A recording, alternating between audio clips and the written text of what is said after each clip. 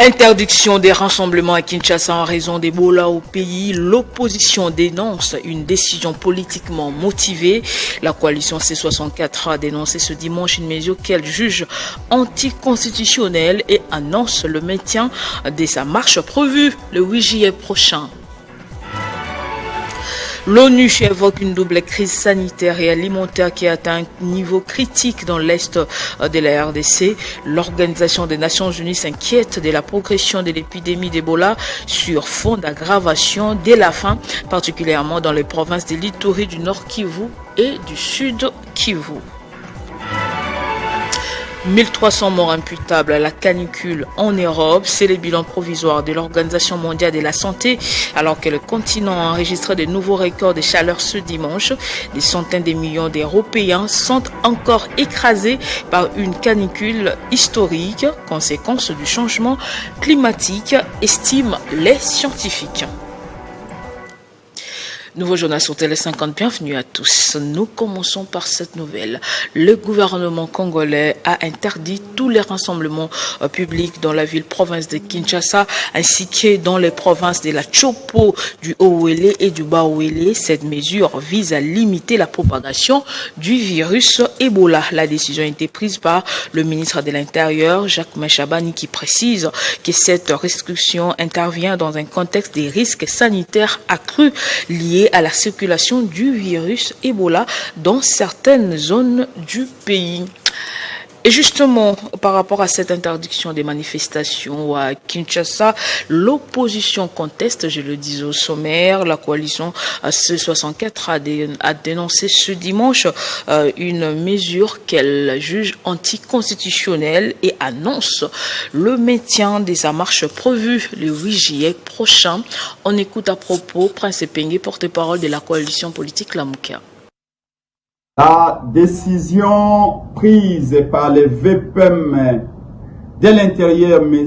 Chabani, interdisant toutes les manifestations publiques à Kinshasa au motif d'Ebola, est une décision unique, est une décision politiquement motivée, une décision qui viole la Constitution et toutes les lois du pays à la matière. Et par conséquent, nous la rejetons avec fracas au niveau de la DD Congo, de la MOUCA et de la coalition d'opposition C64. Nous signalons que depuis qu'Ebola est de retour au Congo, aucun cas d'Ebola n'a été signalé à Kinshasa jusque-là. Et que le gouvernement lui-même a pris des mesures qui font que toute personne en provenance des zones affectées soit mise en quarantaine. Donc, il n'y a pas de crainte par rapport au rassemblement public. Par ailleurs, à Kinshasa, au moment où nous parlons, c'est 29 juin. Toutes les églises fonctionnent et sont bondées de fidèles. Dans les fan zones où nous regardons les matchs de Léopard, il y a des millions de Congolais qui boivent, qui dansent et qui fêtent les victoires de Léopard. Les marchés, les supermarchés sont bondés de Congolais. Les 207, les taxis-bis, il y a des millions de Congolais qui circulent tous les jours à Kinshasa. Vous allez dans les terrains de football, vous allez partout. Les Congolais circulent. Dans les universités, les auditoires sont pleins. Pourquoi viser seulement les manifestations politiques? En réalité, c'est la peur de voir des millions de Congolais déferler le 8 juillet vers le palais de la nation. Et puis l'Organisation des Nations Unies s'inquiète de la progression de l'épidémie d'Ebola sur fond d'aggravation de la faim en République démocratique du Congo. L'ONU évoque une double crise sanitaire et alimentaire qui atteint un niveau critique, en particulier en Ituri, au Nord Kivu et au Sud Kivu. Le vice-premier ministre en charge de la défense nationale et ancien combattant Guy Kabombo Madianvita exécute une mission à la 12e région militaire dont le Congo central, un séjour qui porte sur la supervision des projets initiés à la base militaire de Kitona au profit des FARDC et leurs dépendants. Maître Guy Kabombo a engagé des échanges avec différentes unités de la 12e région militaire afin d'évaluer leur degré de protection et de fonctionnement. Dans une démarche de proximité avec les FARDC, le vice-premier ministre et ministre de la Défense nationale et des anciens combattants, Maître Guy Kabombo Madianvita, séjourne depuis samedi 27 juin à la 12e région militaire dans la province du Congo central. Il supervise les projets initiés à la base militaire de Kitona au profit des forces armées de la République démocratique du Congo, et le chef de l'outil de la défense, Maître Guy Kabombo, a engagé des échanges avec différentes unités de la 12e région militaire afin d'évaluer le fonctionnement de cette entité des FARDC. D'entame de cette mission, le VPM de la Défense nationale et anciens combattants a visité le chantier de la construction d'un complexe scolaire moderne devant accueillir près de 500 élèves à la rentrée scolaire prochaine. Maître Guy Kabombo Madianvita s'est aussi entretenu avec les soldats du 3e bataillon des forces spéciales dit Ibrou en plein exercice d'endurance physique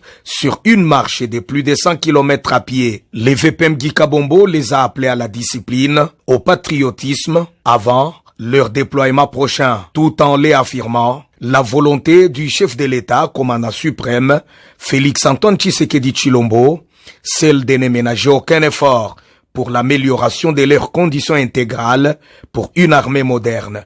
Et le VPM de la Défense, Maître Guy Kabombo Madianvita, a célébré la victoire des Léopards dans une ambiance avec les forces armées de l'entité de la 12e région militaire et des nouvelles recrues, une autre forme de les motiver. Le VPM de la Défense, Maître Guy Kabombo Madianvita, a réuni hier dimanche 28 juin les officiers de la chaîne de commandement de la base militaire de Kitona pour un briefing sectoriel, ainsi que les commandants de cette base, le lieutenant-général Mbangu Machita Marcel, qui a présenté la situation générale de la base militaire, ainsi que les avancées réalisées en ces temps, notamment la construction d'un champ de tir moderne.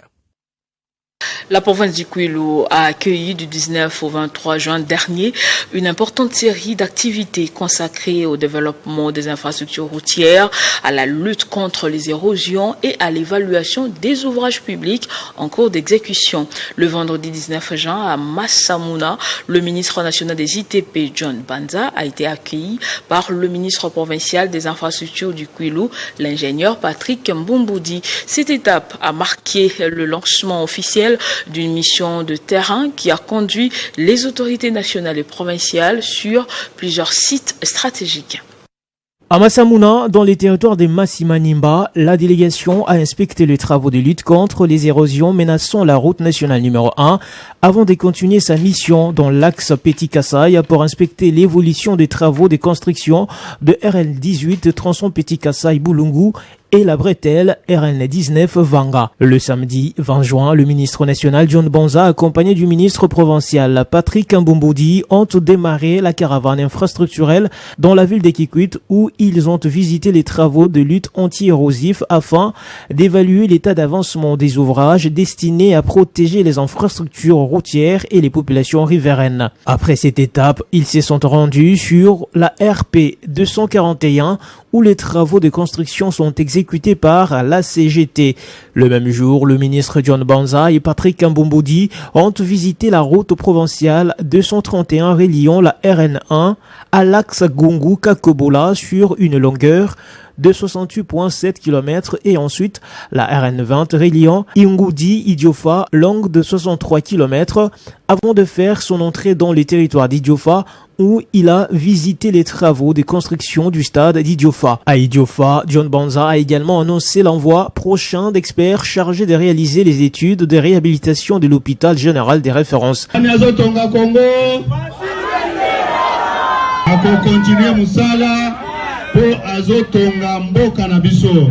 Sikoyo Fachi Beto alobi akostuka kaka na idiofa te. Akosala nzela banda ingudi idiofa. La mission conjointe d'itinérance entre le ministre national et provincial des infrastructures s'est soldée le dimanche 21 juin au pont Luangue reliant la province du Kwilu au Grand Kasaï. Tout ça, il y a une personne qui a une vision pour faire développer notre pays, en particulier la province du Kwilu, qui est le chef de l'État, son Excellence Félix Antoine Tshisekedi Tshilombo. Et au niveau de la province du Kwilu, nous avons aussi un homme qui est là pour matérialiser ce que le chef de l'État lui donne comme instruction, qui est le gouverneur de province, Philippe Akamituna Ndolo.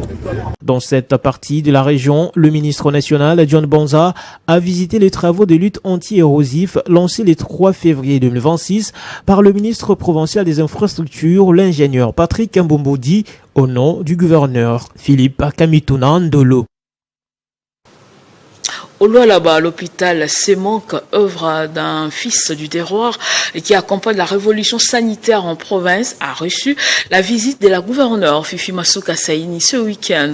Ce centre hospitalier est une infrastructure sanitaire imposante, née d'un investissement privé 100% local. La satisfaction de l'autorité provinciale a été totale. Un fils du terroir a choisi d'investir chez lui. Son objectif, accompagner la vision de la gouverneure en matière de santé.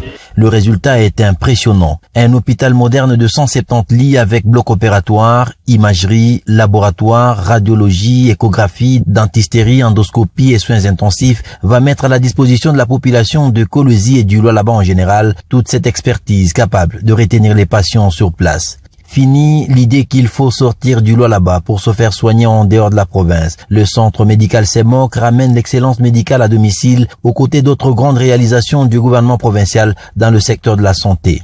Accompagné de la ministre provinciale de la Santé, Dr Kainda Kasela Pichou, celui de l'Intérieur, Sécurité, Décentralisation et Affaires coutumières Philippe Roy Kaumba Mayonde et quelques membres de son cabinet, la gouverneure du Lualaba, Marie-Thérèse Masuka Saini, a inspecté tous les compartiments de cette structure hospitalière. Elle a vu, écouté et validé l'infrastructure. Son constat est plus que satisfaisant après avoir palpé du concret. Pour elle, cet hôpital correspond aux standards internationaux et traduit la volonté de faire du Lualaba un pôle de santé crédible. Au-delà des soins, le centre hospitalier Semank est aussi une réponse sociale. En l'érigeant, son promoteur Bernard Chikomo diminue le chômage et crée des emplois directs pour la jeunesse de Kolwezi dans la logique du développement prôné par la gouverneure, bâtir des infrastructures qui sauvent des vies.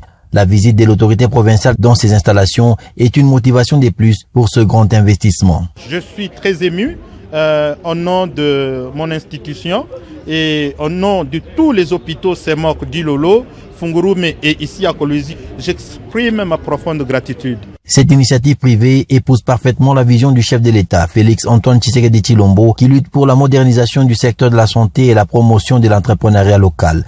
Marie-Thérèse Masuka Saini a immortalisé son passage en couchant conjointement avec le promoteur de l'hôpital quelques mots dans le livre d'or, avant la photo de famille prise avec l'ensemble du corps médical à sa sortie du bâtiment. Nous allons rester au Lualaba où la gouverneure a aussi doté les forces de sécurité de 4 jeeps neuves pour la sécurisation de la route nationale numéro 39. La cérémonie des remises a eu lieu le samedi dernier à l'esplanade du nouveau gouvernorat. La sécurité maximale pour ses administrés, particulièrement les opérateurs économiques, c'est l'une des priorités de la gouvernance Masuka. La chef de l'exécutif provincial du Lualaba vient de poser un geste de grande importance pour la sécurisation de la route nationale numéro 39. Le samedi 27 juin 2026, Marie-Thérèse Masuka Saini a pris une option décisive en dotant officiellement la police nationale congolaise et les forces armées de la RDC de 4 jeeps neufs 4x4 de surveillance sur cet axe reliant les provinces du Lualaba et du Haut-Katanga. La remise officielle de ce charroi automobile s'est déroulée à l'esplanade du gouvernorat lualabais en présence des membres du comité provincial de sécurité. C'est le ministre provincial de l'Intérieur, Roy Kaumba Mayonde, qui a réceptionné les clés avant de les remettre au général Roger Issio. Ces véhicules neufs tout-terrain vont sillonner régulièrement l'axe Kolwezi-Mutaka, aujourd'hui l'un des plus sollicités de la province. Ils drainent un trafic intense des camions poids lourds liés à l'activité minière. Pourquoi mon conseil de sécurité na banduku bakuzambi. Na plainte munene ilikuya ni ba chauffeur ya makamion ya makuivre ingeko natoka kulwalaba iko nenda ku Kasumbalesa iko na subir bwizi bwa kila namuna. Beko na uwa ba chauffeur bari tupatia ordre ya kuweka sécurité muile njia. La gouverneure Marie-Thérèse Masuka vise à multiplier des patrouilles, sécuriser la route et rassurer les opérateurs économiques face aux forces qui seront déployées sur terrain. Marie-Thérèse Masuka a tenu un discours de responsabilité. Elle les a appelés à une gestion rigoureuse de cette dotation. En sa qualité de représentante officielle du commandant suprême des forces armées de la RDC et de la police nationale congolaise, la gouverneure Masuka a mobilisé toutes les unités des forces armées de la RDC et de la police nationale congolaise et d'autres services de sécurité pour la réussite de cette opération. Le parti, c'est le nom d'une nouvelle formation politique en République démocratique du Congo, fondée et dirigée par l'ingénieur Giresse Ngongo. La sortie officielle de ce parti politique a eu lieu le samedi dernier au cours d'un événement d'envergure organisé à Kinshasa. Cette cérémonie a été l'occasion pour les cadres et militants, particulièrement les jeunes engagés au sein de ce nouveau parti politique dénommé le parti, d'avoir une idée globale sur les visions et les idéologies de leur formation politique. Ce parti politique est axé sur la participation active de la jeunesse au développement de la République démocratique du Congo. Giresse Ngongo est le président de la formation politique Le Parti qui prône l'excellence, le changement et les développements. À tous ces Congolais qui ont répondu présent à notre invitation, nous sommes très ravis.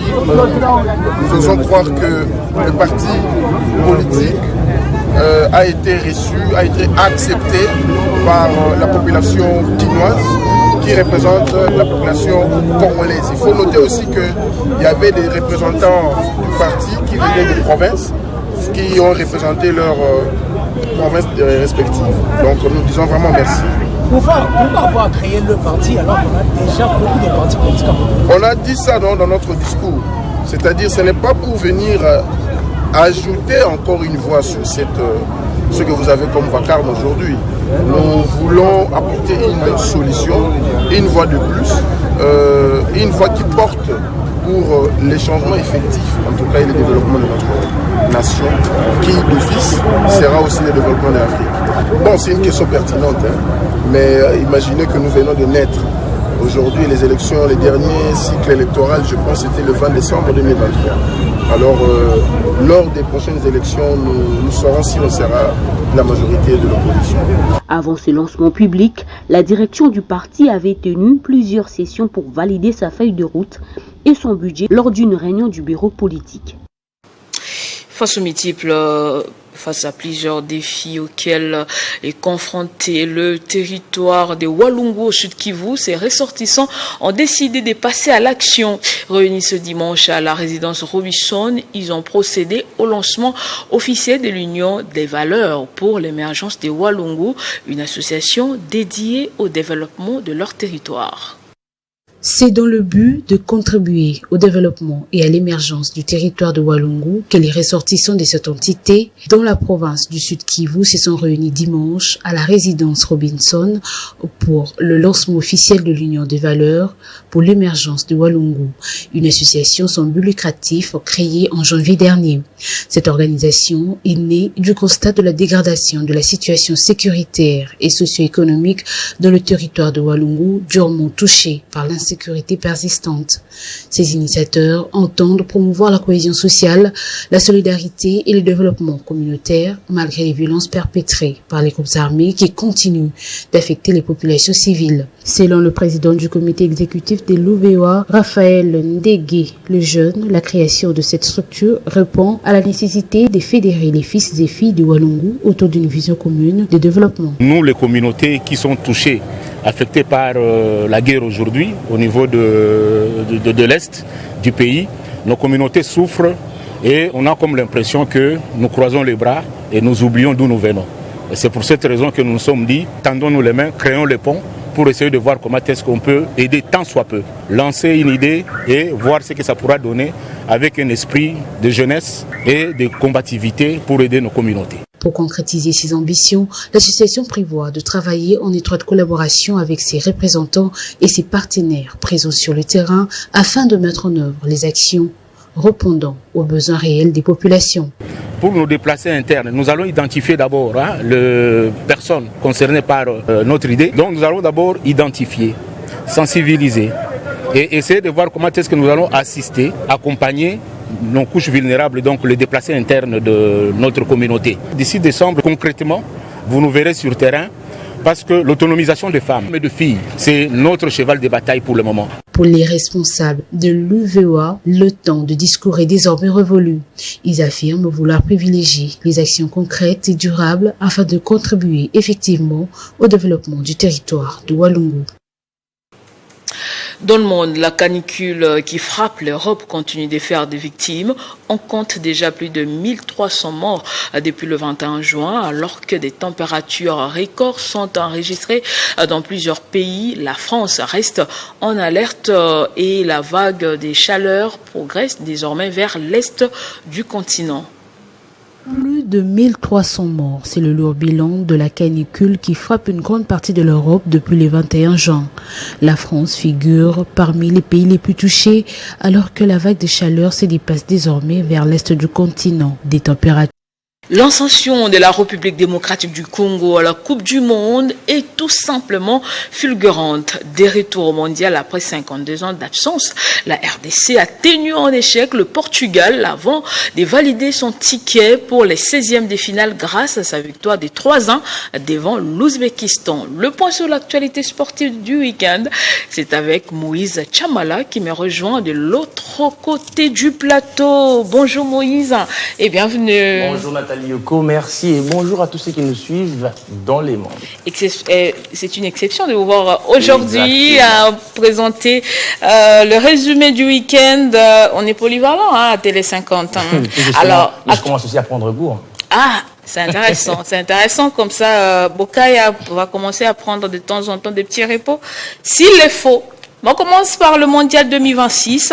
C'est historique. La RDC décroche son ticket pour les 16e de finale. Tout justement, Nathalie Yoko, la République démocratique du Congo était en ébullition dimanche et c'est après avoir battu avec manière les loups blancs de l'Ouzbékistan, 3-1 comme face au Portugal.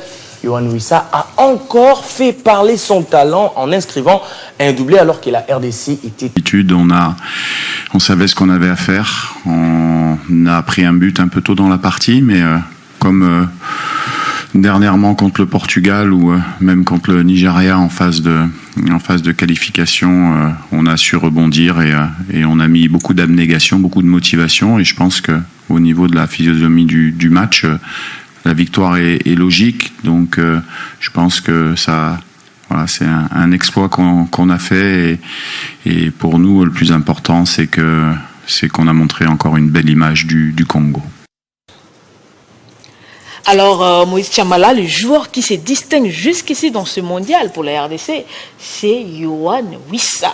Très bien Nathalie, son nom est désormais inscrit dans les annales du football congolais et les premiers joueurs à avoir marqué un but dans une phase finale de la Coupe du Monde et avoir qualifié la République démocratique du Congo en 16e des finales. Yohan Wissa est tout simplement dans les nuages, comme on l'était également, et par des Gordon, mais aussi bien sûr sa blessure ici au Stade des Martyrs, lors d'ailleurs des qualifications dans les matchs de la RDC contre les Sénégal. Homme du match face à l'Ouzbékistan, Yohan Wissa s'est exprimé dans la zone mixte aux États-Unis. Nathalie Yoko, on l'écoute. On les suivre. Il a bien dit, hein, c'est une grosse bête qui les attend pour cette étape à élimination directe qui se sera face à l'Angleterre ce mercredi. Tout justement, Nathalie Yoko, pour moi, l'essentiel a déjà été fait. Que les joueurs rentrent. S'il ne s'agissait que de moi, on va les accueillir.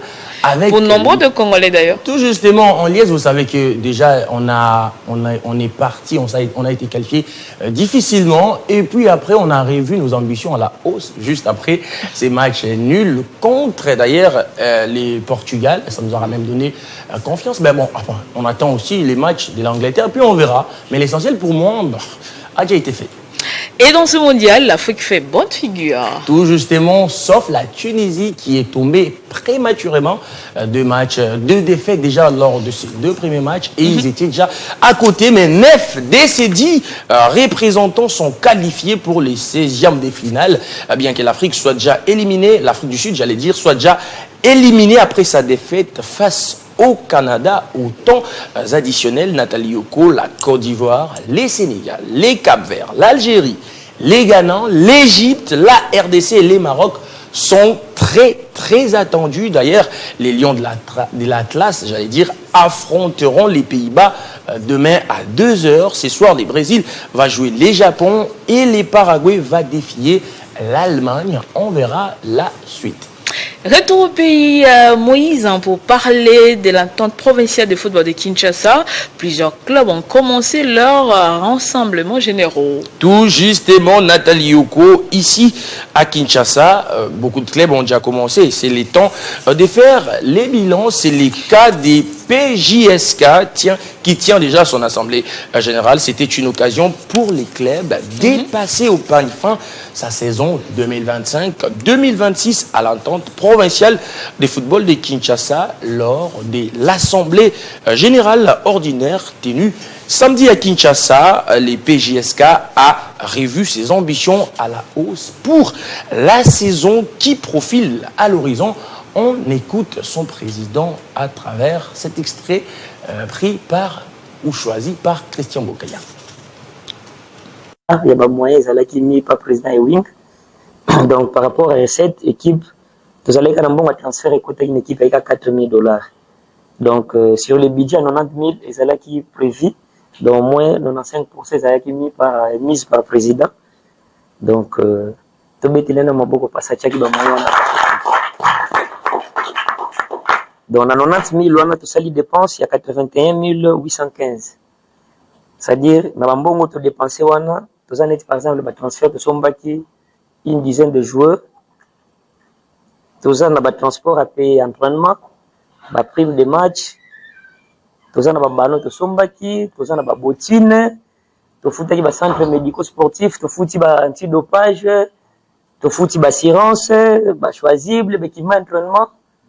Donc, ma matériel nyonso, na ba imprévu, et ça la ratam soupe moi pour boire, bossi lisi boye, présenter lui no moi coca, to kaboli yango, na ba biloko ya ba CC wana musuto ko tanga kombote boyebi, donc dépense nyonso tout ça il la 81 815. Alors, l'équipe est aussi qu'à suffit parce que tu la saison, il faut rebanda un recrutement. Recrutement, c'est un transport. De temps que tu voter budget à Sika. C'est ainsi que sol doit être Sikali, il y a un pour le début de la saison. Mais il y a un rapport technique. Suite, il y a Aléa où il y a qui dans l'équipe. C'est-à-dire tout le monde que nous devons revoir aussi le budget. Donc, les 90 000 qui a été mis la saison dernière, nous devons revoir à la hausse. C'est-à-dire le président a proposé qu'on puisse mettre 100 000 pour cette saison. Peut permettre une chose de 10 000 euros mais un peu pour parler tant sous. Ils en ont moins long comme ils ont qui sont à Kati et fonctionner qui bien été. Bon, on est à couvrir pour que tout ça, la même championnat, moi, bien ça dit, tout ça, on va jouer à qualité pour que tout le championnat soit meilleur cette saison. Donc, le budget est adopté pour 100 000 cette saison. Et voilà, je pense que c'était l'essentiel de l'actualité sportive pour ce lundi. C'est ici qui referme ces chapitres des sports. À la prochaine. Merci Moses pour tous ces détails. On se retrouve très prochainement avec le même plaisir. Je vous en prie. Ce journal est terminé. Place au rappel des titres.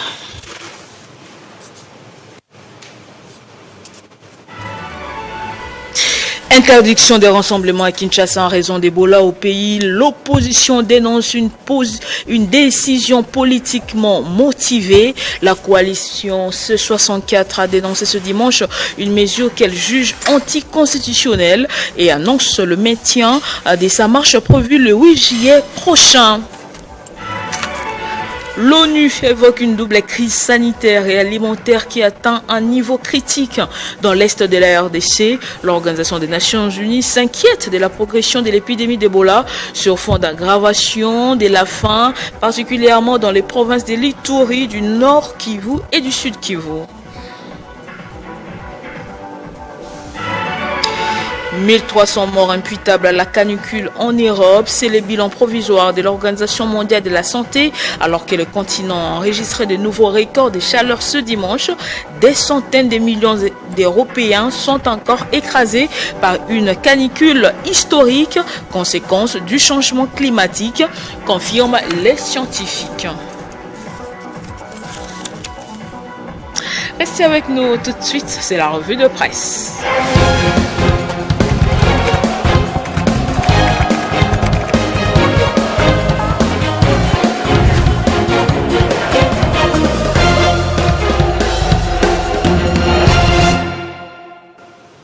Et comme chaque lundi, c'est avec Héritier Tambois qu'on va découvrir ce que disent les tabloïds. Bonjour Héritier et bienvenue. Un seul sujet pour votre revue de presse. RDC Rwanda, entre preuves accumulées et lenteur judiciaire. Kinshasa saisit à nouveau la Cour pénale internationale. Tout à fait, Nathalie Yoko. Ce sujet a été abordé par plusieurs journaux et sites d'information parus ce lundi. Le cas du tabloïd Le Potentiel qui titre à sa une RDC Rwanda, entre preuves accumulées et lenteur judiciaire. Kinshasa saisit à nouveau la Cour internationale de justice, CIJ en sigle. Selon ce média, depuis près de 3 décennies, Kinshasa multiplie des démarches diplomatiques, les dénonciations devant les instances internationales et les appels à la reconnaissance des crimes commis dans l'Est de la République démocratique du Congo. Pourtant, aux yeux des autorités congolaises comme d'une partie de l'opinion, ces initiatives peinent encore à produire des conséquences judiciaires à la hauteur des souffrances endurées par les populations civiles. Abordons la même question, mais en sans manière cette fois-là, Nathalie Yoko. La prospérité écrit à sa une. CIJ, la RDC relance le front judiciaire contre le Rwanda. Ces journaux renseignent que l'annonce du dépôt de cette requête a été faite le vendredi dernier. La démarche engage ainsi une nouvelle procédure contentieuse portant sur l'interprétation, l'application et l'exécution de plusieurs conventions internationales liant les deux États. Je rappelle, la RDC et le Rwanda. Selon le gouvernement congolais, renchérit la prospérité. Cette saisine s'inscrit dans l'exercice des droits reconnus aux États par le droit international. La requête demande à la juridiction des Nations Unies de constater la responsabilité internationale du Rwanda pour de violations alléguées de plusieurs instruments juridiques internationaux. À notre titre, Guillaume Ngefa actionne la saisine de la CIJ contre le Rwanda pour ses exactions dans l'Est de la RDC,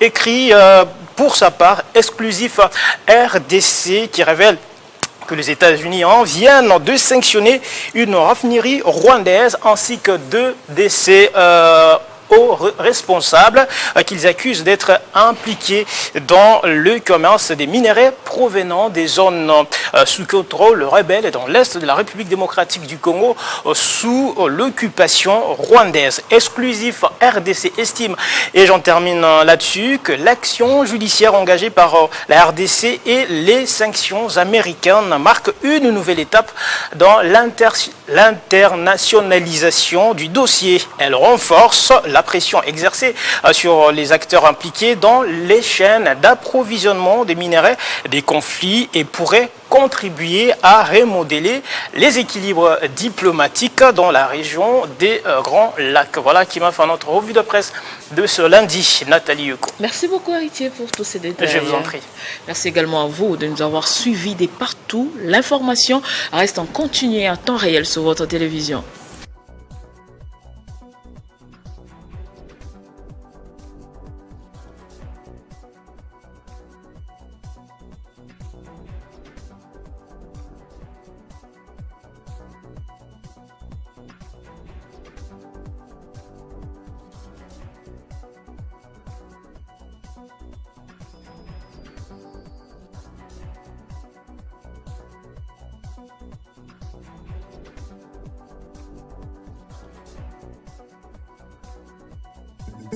Retrouvez toute l'actualité en continu sur www.tele50.cd.